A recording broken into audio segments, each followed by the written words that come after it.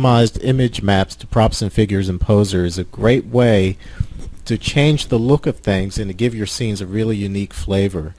But making those texture maps can be kind of a challenge. And when you go to set up a new texture, it helps to see all the geometry of the item that you're texturing. So to help with that, many content creators provide templates or seam guides to show where to put what part of the texture. And here's an example of a typical seam guide.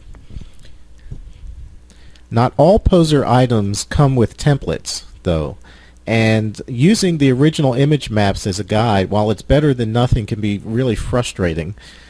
There's a utility that was developed to set up mapping data on polygonal structures to help in creating texture maps or image maps, and it's called UVMapper.